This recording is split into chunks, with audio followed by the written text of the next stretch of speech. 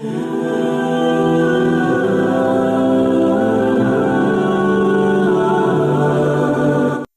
کے وقت جب سجدے میں سر رکھ کے کہو گے سبحان ربی العالی، تو پھر اندر سے ایسی روشنی پھوٹے گی، اندر بوٹی مشک مچایا اتے جاں پھلاں تے آئی ہو، پھر کیفیات نصیب ہوں گی، پھر من میں چراغا ہوگا، آؤ اپنے آپ کو مالک کی چوکھٹ پہ لے جاؤ، اس کی دہلیز پہ لے جاؤ۔ ہمارے بزرگ فرمایا کرتے تھے سونے سے قبل 5 انگلیاں بھی گن لیا کرو، 5 نمازیں بھی گن لیا کرو۔ اور اگر تہجد نصیب ہو جائے، کتنے خوش نصیب ہیں وہ لوگ جو سحری کا اٹھنا پا لیتے ہیں۔ ایک روایت میں آتا جب سحری کے لمحے ہوتے ہیں تو شوہر اٹھتا ہے اور اپنی بیوی کو بھی جھنجھوڑتا ہے، لیکن نیند کے غلبے کی وجہ سے وہ اٹھ نہیں پاتی۔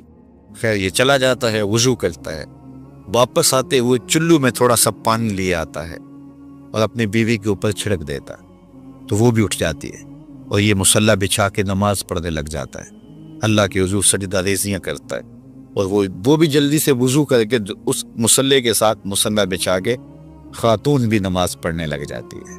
تہجد کے سجدے ہیں، سحری کے لمحے ہیں، رات کی تاریکیاں ہیں، کوئی دیکھنے والا نہیں ہے، 2 مصلی بچھے ہیں، ایک پہ شوہر کھڑا ہے، ایک مصلی پہ بیوی کھڑی ہے، رب کی دہلیز کا نوکر اور اس کی چوکھٹ کی بادی دونوں سجدہ ریز۔ حدیث میں آتا ہے جب یہ سجدے کر رہے ہوتے ہیں اللہ دیکھ کے مسکرا رہا ہوتا ہے، اپنی شان کے مطابق مسکرا رہا ہوتا ہے کہ دیکھو میرا بندہ اور میری بندی میرے لیے سجدے کر رہے ہیں، پھر کتنی رحمتیں برستی ہیں، کتنی کرم نوازیاں ہوتی ہیں۔ ذرا اپنی سحریوں کا آغاز سجدوں سے کرو، پھر آپ کو کسی بابے کے پاس نہیں جانا پڑے گا کہ جن آ گیا، بھوت آ گیا، ہمارے گھر میں سایہ ہو گیا، بدروحوں کا اثر ہو گیا، کسی نے تعویذ ڈال دیے، جادو کر دیا، ٹونا کر دیا۔ تہجد کے سجدوں سے اپنے مسلوں کو آباد تو کر کے دیکھو، تمہارے گھر پہ چھم چھم رحمتوں کا نزول ہوگا، کرم نوازیاں اتریں گی تمہارے گھر کے اندر، انوار برسیں گے۔ آؤ اس کی چوکھٹ پہ آؤ، اس کی کرم نوازیوں کے رنگ دیکھو کہ وہ کتنے کرم نوازیاں کرتا ہے، پھر رزق کے دروازے بھی کھلیں گے تمہارے لیے، رحمتوں کے دروازے بھی کھلیں گے، سکون اور طمانینت کے دروازے بھی کھلیں گے، اندر سے روشنی پھوٹے گی۔ تو کہا ہر جان یہ دیکھے اس نے آنے والے کل کے لیے آگے کیا بھیجا ہے۔ پھر کہا واتقوا اللہ، اور اللہ سے ڈر جاؤ۔ پھر دوبارہ وہی تلقین کی، پھر ارشاد فرما ان اللہ خبیر بما تعملون، جو تم کرتے ہو تمہارا رب اس سے باخبر ہے، تم اس کی نگاہوں سے پوشیدہ نہیں ہو۔ آج کہیں لکھا ہوتا ہے نا خبردار کیمرے کی آنکھ دیکھ رہی ہے، تو لوگ سیدھے ہو کے بیٹھ جاتے ہیں، کیمرے کی آنکھ دیکھ رہی ہے۔ کیمرے کی تو لائٹ بھی بند ہو سکتی ہے، اس کا سسٹم خراب بھی ہو سکتا ہے، لیکن جو رب کے کیمرے لگے ہیں وہ سسٹم کبھی خراب نہیں ہوتا۔ کیمرے کی ایک رینج ہے، اس سے آگے نہیں دیکھ پاتا، لیکن مالک کی شان کے ارا زبیبا نملۃ السودا، کالی رات کے اندھیرے میں، کالے پہاڑوں کے سلسلے میں، گہری غار کے اندر چیونٹیوں کے عمیق سوراخ میں جب چیونٹی چلتی ہے تو اس کے ننھے مہین قدموں سے سینہ سنگ کے اوپر جو وہمی اور گمانی لکیر بنتی ہے، تو ہمارا رب اس کو یوں دیکھتا ہے جس طرح دیوار چین کو دیکھتا ہے۔ اس کی نظروں سے کیا ہماری خلوتیں پوشیدہ ہیں، ہمارے اعمال پوشیدہ ہیں، کیا اس کی نظروں سے ہمارے خیال پوشیدہ ہیں؟ دروازہ مقفل کر کے اگر ہم گناہ کریں گے تو کیا مالک سے پوشیدہ ہوں گے؟ لوگوں سے تو پوشیدہ ہیں، لیکن مالک سے پوشیدہ نہیں ہیں۔ یہ عقیدہ جم جائے تو بند کوٹری میں بھی جرم نہیں ہو سکتا۔ آپ دیکھتے نہیں ہیں کہ جب دروازے مقفل کر کے بت کے اوپر بھی موٹا کھیس ڈال کے زلیخا بولی ہے تلک یوسف اب تو آ جاؤ، اب تو کوئی نہیں دیکھ رہا، تو جناب یوسف نے کہا کالا معاذ اللہ، میں اللہ کی پناہ میں آتا ہوں، تو اپنے اس بے جان بت اور مجسمے سے بھی حیا کرتی ہے، اور اس کے اوپر بھی جو دیکھ نہیں سکتا پردہ ڈال لیا ہے، اور میں اس سے حیا نہ کروں جو 7ویں کوٹری میں بھی دیکھتا ہے۔ پھر اتنی روشنیاں برستی ہیں کہ گناہ کا تصور بھی محال ہوتا ہے، اور یوسف بھاگتے ہیں تو اللہ دروازے کو شادہ کرتا چلا جاتا ہے۔ تو آؤ تو اس چوکھٹ پہ، تو وہ تو بند کمروں کے ماحول دیکھتا ہے، اس سے تو کوئی چیز پوشیدہ نہیں ہے۔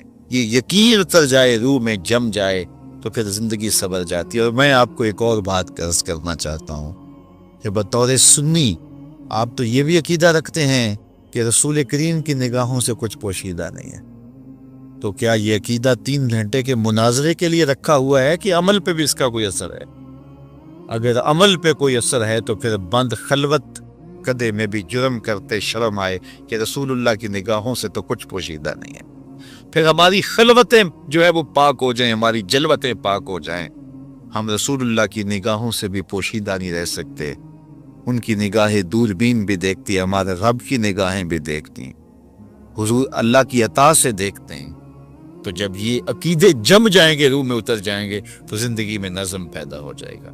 جہاں کوئی سیکورٹی نہیں پہنچتی، کوئی عقیدہ نہیں پہنچتا، کوئی جو ہے وہ کیمرہ نہیں پہنچتا، وہاں یہ عقیدہ پہنچتا ہے، ان اللہ خبیر بما تعملون، جو تم کرتے ہو تمہارا رب اس سے باخبر ہے۔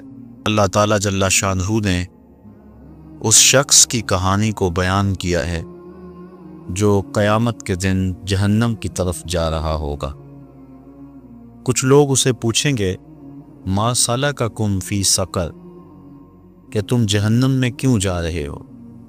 تو وہ جواب میں کہے گا لم نک من المصلین، کہ ہم نماز نہیں پڑھا کرتے تھے۔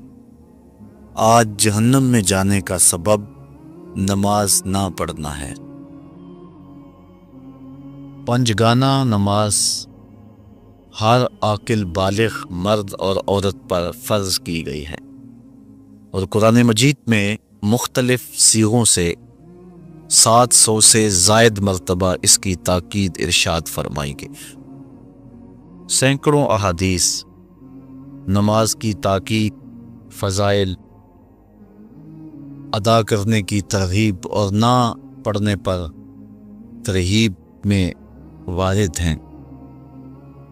اگر کوئی شخص نماز کا انکار کرتا ہے تو وہ دائرہ اسلام سے خارج ہے، لیکن اگر کوئی سستی کی وجہ سے نماز نہیں پڑھتا، صرف سستی کی وجہ سے نہیں پڑھتا، اللہ کا حکم جانتا ہے، اس کو کہا جائے آؤ نماز کو، تو وہ آگے سے مذاق نہیں کرتا یا نماز کا تمسخر یا استحقار نہیں کرتا، بلکہ بس اپنی سستی کی وجہ سے مسجد میں نہیں آتا۔ جو نماز کو ہلکا جانے، خفیف جانے، وہ بھی دائرہ اسلام سے خارج ہے اور کافر ہے۔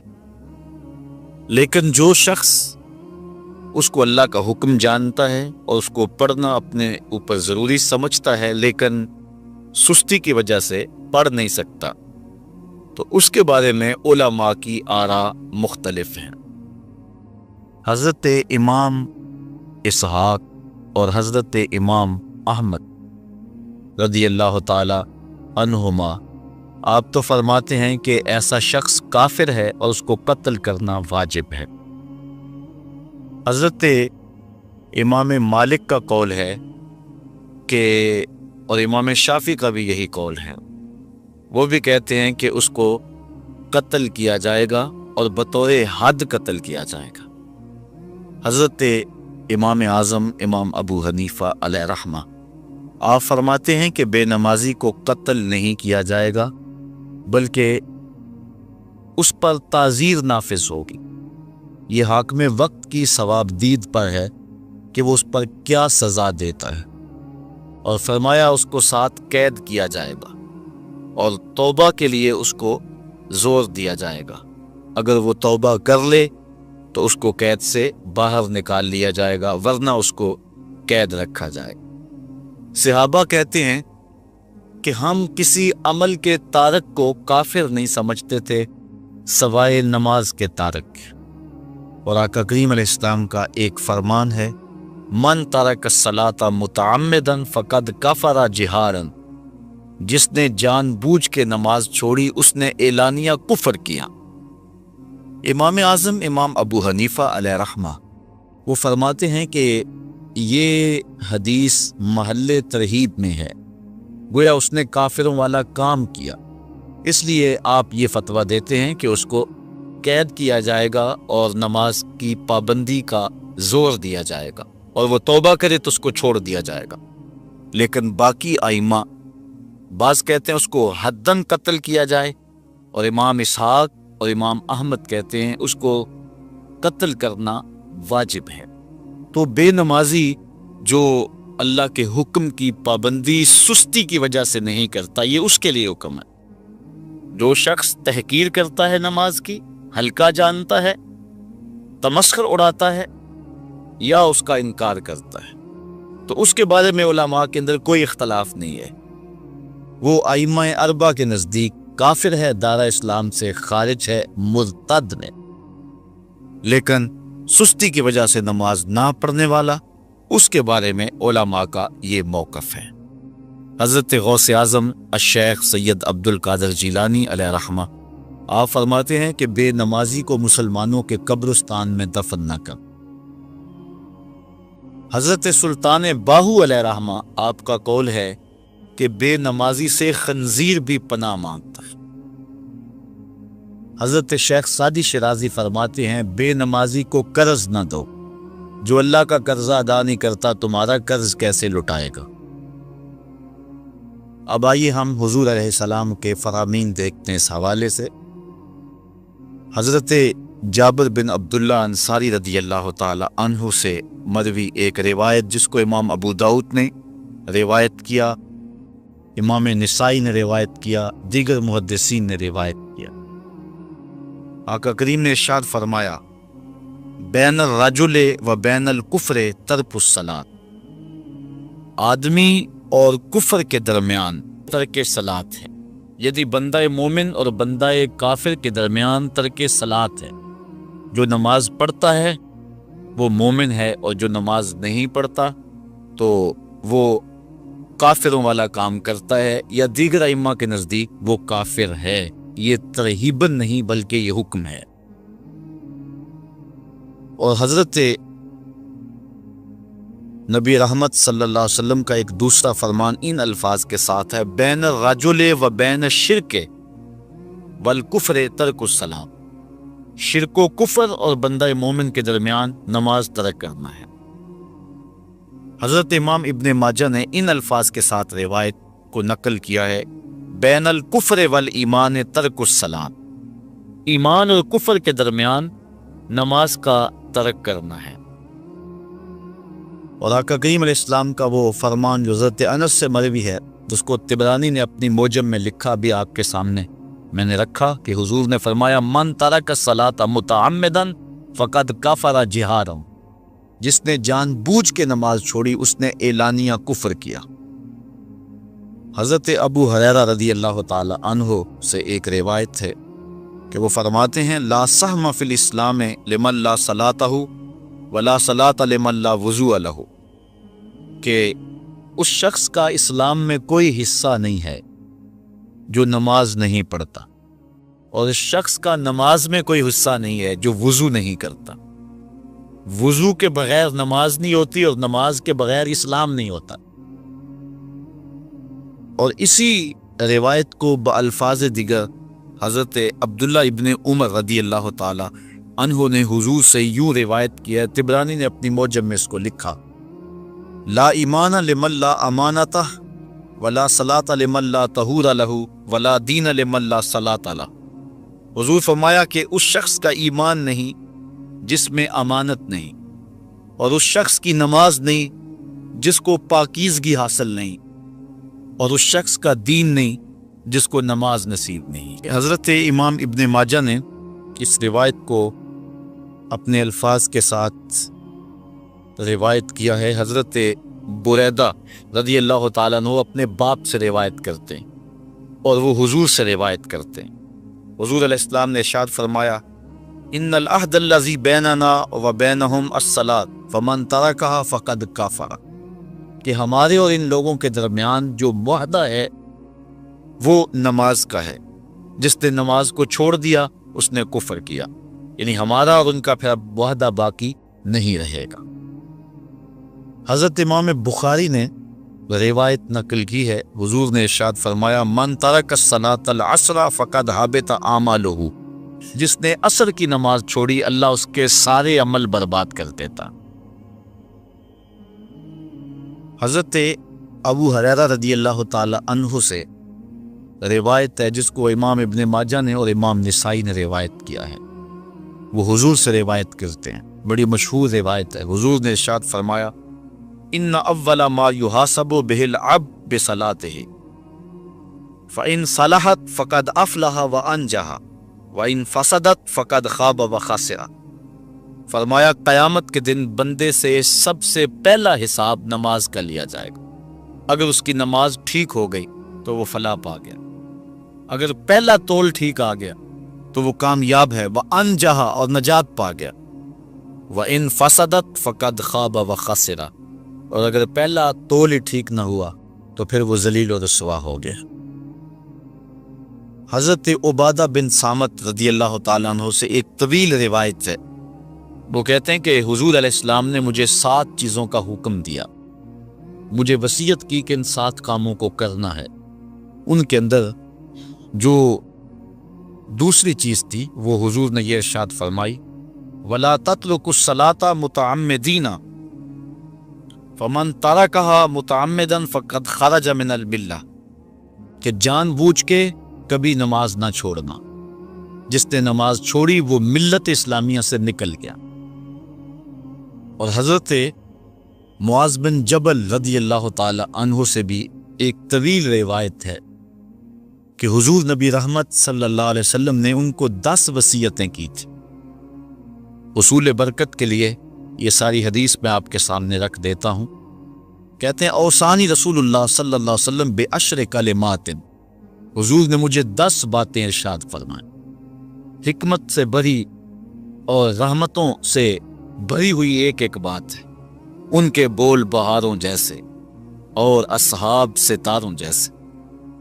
تو اتنا خوبصورت کلام، لہو خورشید کا ٹپکے اگر ذرے کا جگر جیے۔ حضور نے 10 باتیں حضرت معاذ بن جبل رضی اللہ تعالی عنہ کو بطور وصیت ارشاد کی۔ کہتے ہیں کالا، حضور نے مجھے کہا، ارشاد کیا، لا تشرک باللہ شیئا وان قتلت وحرقت، اللہ کے ساتھ کسی کو شریک نہ ٹھہرانا، اگرچہ تجھے قتل بھی کیا جائے اور تجھے آگ میں جلا بھی دیا جائے، کبھی بھی اللہ کے ساتھ شریک نہ ٹھہرانا۔ دوسری بات حضور نے مجھے یہ ارشاد فرمائی، وَلَا تَعْصِ وَالِدَيْكَ وَإِنْ أَمَرَاكَ أَن تَخْرُجَ مِنْ أَهْلِكَ وَمَالِكَ، کہ اپنے والدین کی کبھی نافرمانی نہ کرنا، اگرچہ تجھے حکم دیں کہ اپنے مال کو اور اپنے بچوں کو لے کے گھر سے نکل جا، تو کہا یہ کر لینا، نکل جانا، لیکن والدین کی نافرمانی نہ کرنا۔ تیسری بات حضور نے ارشاد فرمائی، وَلَا تَتْرُكَنَّ صَلَاةً مَكْتُوبًا مُتَعَمِّدًا فَإِنَّ مَنْ تَرَكَ صَلَاةً مَكْتُوبَةً مُتَعَمِّدًا فَقَدْ بَرِئَتْ مِنْهُ ذِمَّةُ اللَّهِ۔ فرمایا اے معاذ بن جبل، فرض نماز جان بوجھ کر کبھی بھی نہ چھوڑنا، زندگی میں کبھی نہ ہو کہ تجھ سے فرض نماز چھوٹے، اس لیے کہ جس نے فرض نماز جان بوجھ کے چھوڑ دی، اللہ اس کے رسول نے اس سے اپنا ذمہ اٹھا لیا۔ اب وہ جدھر مرضی جائے، اللہ نے جو ذمہ لیا ہوا ہے مومن کا، اللہ اٹھا لیتا ہے۔ چوتھی چیز حضور نے جو ارشاد فرمائی، وَلَا تَشْرِبَنَّ خَمْرًا فَإِنَّهُ رَأْسُ كُلِّ فَاحِشَةٍ، اے معاذ بن جبل، زندگی میں کبھی بھی شراب نہ پینا، ہر بے حیائی کی جڑ ہے اور بنیاد ہے شراب۔ پانچویں چیز کہتے ہیں حضور نے جو مجھے ارشاد فرمائی وہ یہ تھی، وَإِيَّاكَ وَالْمَعْصِيَةَ فَإِنَّ بِالْمَعْصِيَةِ حَلَّ سَخَطُ اللَّهِ، کہا کبھی اللہ کی نافرمانی نہ کرنا، اللہ کی نافرمانی سے اللہ کی ناراضگی مول لینے والی بات ہے، اللہ تعالیٰ کی معصیت سے اس کی ناراضگی جائز ہو جاتی ہے، حلال ہو جاتی ہے۔ اور چھٹی چیز کہتے ہیں حضور نے یوں ارشاد فرمائی، وَإِيَّاكَ وَالْفِرَارَ مِنَ الزَّحْفِ وَإِنْ هَلَكَ النَّاسِ، کہا جب محاذ پہ ڈٹا ہونا تو کبھی پیٹھ نہ پھیرنا، اگرچہ لاشیں جو ہیں وہ گر رہی ہوں اور لوگ ہلاک ہو رہے ہوں، سارے لشکر کے ہلاک ہو جانے کا ڈر بھی ہو، لیکن کہا معاذ بن جبل میں تمہیں وصیت کرتا ہوں کبھی پیٹھ پھیر کے بھاگنا نہیں ہے۔ حضور نے کہتے ہیں مجھے جو 7ویں چیز ارشاد فرمائی وہ یہ تھی، وَإِنْ أَصَابَ النَّاسَ مَوْتٌ فَاصْبُتْ، اگر تو کسی ایسے علاقے میں رہتا ہو جہاں موت آ جائے کوئی بیماری آ جائے موت والی تو علاقہ چھوڑ کے بھاگنا نہ، وہیں رہنا۔ تیری قسمت میں زندگی ہوئی، تجھے کوئی موت دے نہیں سکتا، اور اگر موت تیرے لیے لکھی گئی ہے تو جہاں مرضی چلا جائے تو موت سے بچ نہیں سکتا۔ اس لیے ایسے مقام سے بھاگ کر نہ جانا، وہیں ڈٹے رہنا اور وہیں رکے رہنا۔ آٹھویں چیز کہتے ہیں حضور نے مجھے ارشاد فرمائی، وَأَنفِقْ عَلَىٰ أَهْلِكَ مِن طَوْلِكَ، کہا اللہ نے تجھے جو وسعت دی ہے، تجھے جو مال دیا ہے، اس کو اپنی اولاد پر کھل کے خرچ کرنا، اپنی اولاد سے بخل نہ کرنا۔ اولاد کے معاملے کے اندر جہاں ان کی ضرورت ہو اس کو کھل کے پورا کرنا ہے۔ اور حضور نے نویں بات جو ارشاد فرمائی وہ یہ تھی، وَلَا تَرْفَعْ عَنْهُمْ عَصَاكَ أَدَبًا، اپنی اولاد کو ادب سکھانے کے لیے ڈنڈا نہ چھوڑنا، عصا ہمیشہ لٹکا کے رکھنا، کوڑا باندھ کے رکھنا۔ اور 10ویں چیز کہتے ہیں حضور نے جو مجھے ارشاد فرمائی، وَأَخْفِهِمْ فِي اللَّهِ، اپنی اولاد کے دل میں اللہ کا خوف ڈالتے رہنا، اللہ کا ڈر پیدا کرنا اپنی اولاد کے اندر۔ تو نے اپنی اولاد کو یونیورسٹی اور کالجوں تک پہنچایا، بیرون ملک سے بھی تعلیم دلوائی، لیکن اللہ کا خوف نہ سکھایا۔ اللہ کا خوف سکھانا اپنی اولاد کو، ایسے لوگوں کی صحبت میں بٹھانا جن کی صحبت میں بیٹھ کر اللہ کا خوف پیدا ہو جائے، ان کو ایسی کتابیں لا کے دینا کہ جن سے خشیت الہی ان کے سینے میں پیدا ہو۔ اگر تو نے سب کچھ دے دیا، عالی نسب بنگلے دے دی اپنی اولاد کو، تو نے جو ہے وہ بہت اچھی تعلیم دلوا دی اپنی اولاد کو، دنیاوی سوسائٹی کے اندر ان کا وقار بہت بلند ہو گیا، تو نے سب کچھ دے دیا اپنی اولاد کو، اللہ کا خوف نہیں دیا تو کچھ بھی نہیں دیا۔ تو حضور نے جو 10ویں وصیت حضرت معاذ بن جبل کو کی وہ یہ ہے کہ انہیں اللہ سے ڈراتے رہنا، اللہ تعالیٰ کا خوف، ان کی خشیت ان کے سینے میں پیدا کرنا۔ اللہ اکبر۔ حضور کا ایک اور فرمان سنیے، حضور نے فرمایا کہ جو شخص نماز چھوڑتا ہے، ایک طویل حدیث ہے جس کا یہ حصہ ہے، وَكَانَ يَوْمَ الْقِيَامَةِ مَعَ قَارُونَ وَفِرْعَوْنَ وَحَامَانَ وَأُبَيِّ بْنِ خَلَف، جو نماز ترک کرتا ہے قیامت کے دن قارون کے ساتھ، فرعون کے ساتھ، حامان کے ساتھ اور ابی ابن خلف کے ساتھ کھڑا کر دیا جائے گا۔ جس صف میں اللہ کے دشمن کھڑے ہوئے ہوں گے، بے نوازی کو بھی اس صف میں کھڑا کر دیا جائے گا۔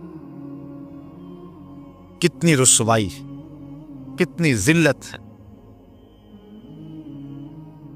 کوئی بندہ یہ گوارا کرتا ہے کہ مجھے اس صف میں کھڑا کر دیا جائے جس پہ دشمنان خدا کھڑے، دشمنان رسول کھڑے ہو؟ میری کوئی بہن، میری کوئی بیٹی کیا یہ گوارا کر سکتی ہے کہ اس کو حضور پہ کانٹے پھینکنے والی ام جبیل کے ساتھ کھڑا کر دیا جائے، اس کو حضور کو اذیت دینے والی عورتوں کے ساتھ کھڑا کر دیا جائے؟ نہ میری کوئی بہن اور نہ کوئی میری ماں اس بات کو گوارا کرتی۔ تو جب ہم یہ گوارا نہیں کرتے تو پھر ہمیں عزم کرنا چاہیے کہ آج کے بعد نماز نہیں چھوڑنی۔ تو آئیے میں اور آپ اپنی زندگی کو ایک نظم میں لائیں۔ جو اللہ نے ہمیں مہلت دی، وقت دیا، آج ہمیں اللہ نے مہلت دی ہے، ہمارے پاس ابھی زندگی ہے، سانسیں چل رہی ہیں، توبہ کا دروازہ بھی بند نہیں ہوا، اس کے چوکھٹ، اس کے حضور آئیں گے، توبہ کریں گے، وہ سارے گناہ معاف کر دے گا۔ آئیے اپنی زندگی کو اس کی دہلیز پہ لے آئیں۔ بہت وقت ہم گزار چکے، لیکن جو وقت باقی ہے اس کو مالک کے لیے گزاریں، ایک ایک سانس اس کے نام کر دیں، اس کے محبوب کی اطاعت کو، فرما برداری کو شعار زندگی بنا لیں۔